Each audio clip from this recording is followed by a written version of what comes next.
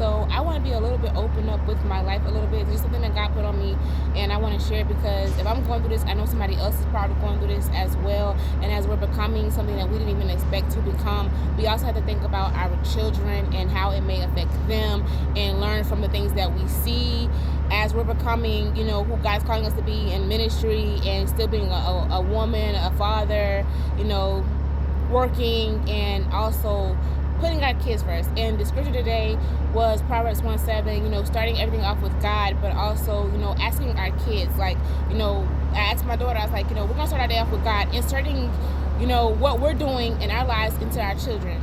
And sometimes, we could be so busy in life and doing what God wants us to do and trying to figure things out that we got to think about our children, how they feel.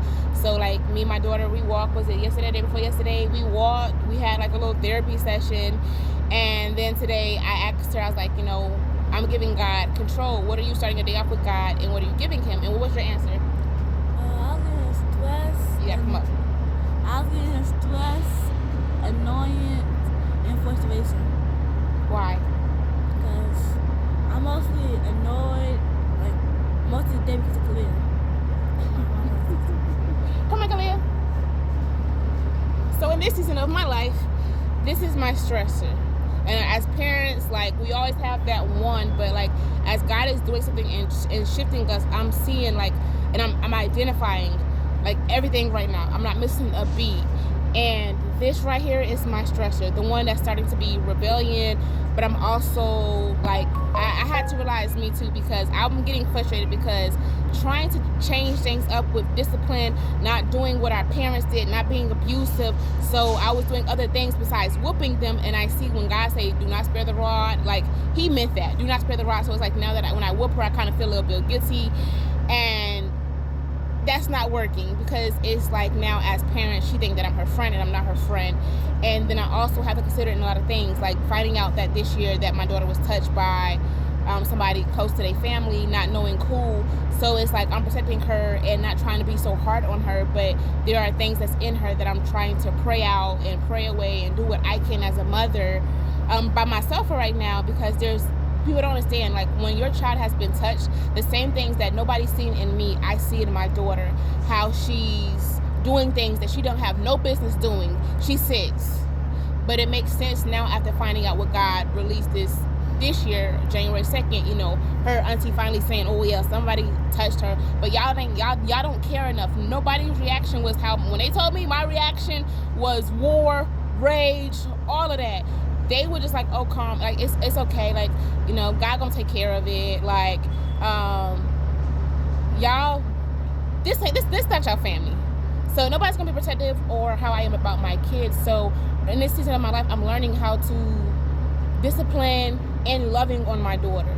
And then my son is our relationship is distance. When God say, have a blameless family, it don't have to be perfect, but the one thing I can say about all of my kids, they are blameless, they're mannerable, they're respectable. My kids are good kids, and as a mother, I'm doing my job as praying over them. My son, I know that our relationship are distant because his family, he have them in their ear telling them, hold on, sweetheart, you getting heavy.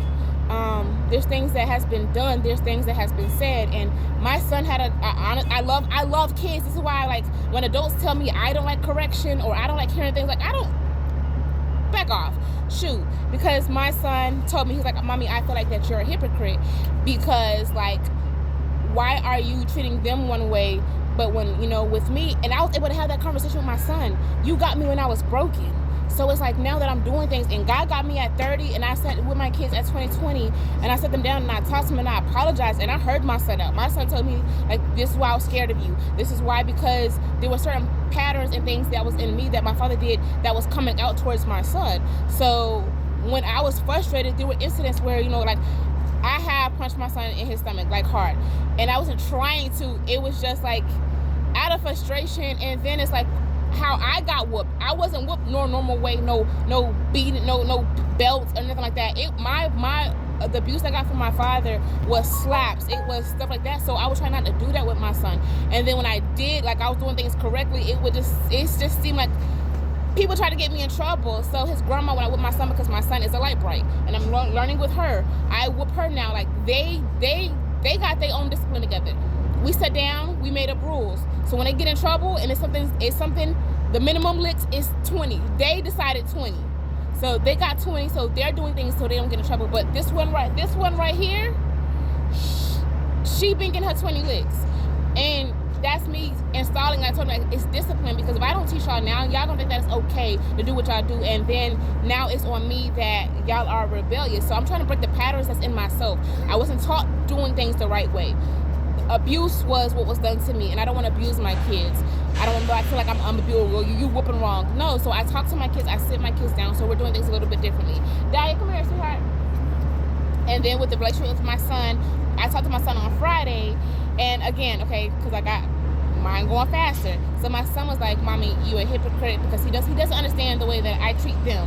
And I do see that the relationship that I have with my girls are different from with him, but I have more time with my girls than I did with him, because once he went with his dad at 7, I had my son for the first 7 years. I did everything by myself the whole 7 years, except for maybe like the first couple of months when my BD found out that I was pregnant. He sent me a couple of $1,000, and that was it. He gave me $1,000 to have an abortion, and I used that to buy my son all clothes. Like, my son was good because of his mama. All my kids were good because of their mama. So it's like the relationship that I have with my girls, I have seen in myself that it hit me a little bit differently, because as them being girls, I know what I went through. I don't know how to take care of a man. I don't know how to raise a man. So when my BD gave my son the option to stay with him, therefore, like, my son being with him, but it's also been, you know, they talk bad about me. So my son is in a season where he's trying to identify things. And talking to him on Friday, like, I love the fact, like, me praying and me being, like, who I am, I'm giving him his space, because I need him to know his identity. I don't want to force a relationship, because God's not forceful. I want him to be able to trust me. Like, the way that I need, like, God, I had to trust God. I want my son to be able to trust me, like, see the change in me. He can't see the change in me if he's not around me. They are around me, and they have changed me in ways, because I know what I've been through, so I'm more protective over my girls, and I'm honest with myself. I'm protective over all my kids, but it's just something about, like, when things happen, it's just like, I know what I went through as a woman. I don't want that for my girls. I don't want that for any of my kids.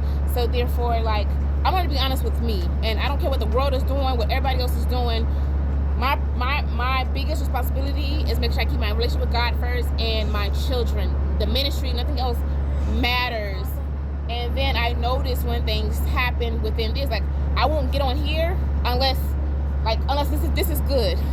This is good. And lately it's just been chaotic with life and everything going on. I'm still trying to be a mom, still realize, like, there's times where I gotta take breaks, but because I have them 24/7 nonstop, like, I'm learning how with them to take mental breaks and have conversations with my children. Like, having conversations with your children, inserting them into your growth, inserting them, not forcing them, inserting them. She's more spiritual. That one right there, she'll talk about, like, when she see us, she'll start singing about gospel songs. I love God. Like, she'll start doing things, and she, like, when she feel like she's in trouble, Mommy, I love you. She'll start mentioning things about God, and, like, if I'm in a season or, like, frustrated, not say nothing to them, they will literally come and tell me. But in this season, like, I just want to share this a little bit, to be honest with y'all, because, like, everybody think that to be like, the way that God is doing things in me, blameless, is your children seeing you be the example. When you're the example of being what the word says and what God calling you to be, you don't have to force it. I'm not forcing my kids into church or have a relationship with God. They see that I have one with God, so they want one. Get up. I want you to come here real quick. So yeah, I want y'all to hear from my kids. You know, how is it having me as a mom? Good. Now be honest.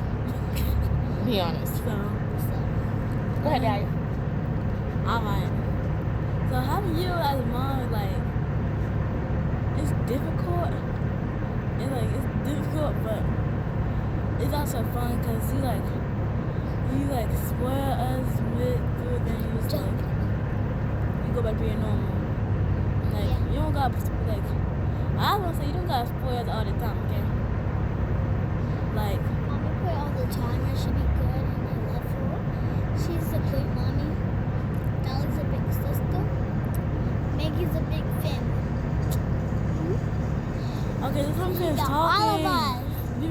talking though. Yes, I did. Okay, so having you as a mom is like it's very difficult. Even with ministry, talk about like with ministry, like being a mom, being who God called me to be. Like, go ahead. Oh, well, you got way better than you first was as a mom. Even though you wasn't hearing it, like Mickey, like when you got on your journey of God, you started getting better and better. Like, starting disciplining more and spoiling us less. And you taught me about God too when I didn't even know nothing about God. Because when I was in school,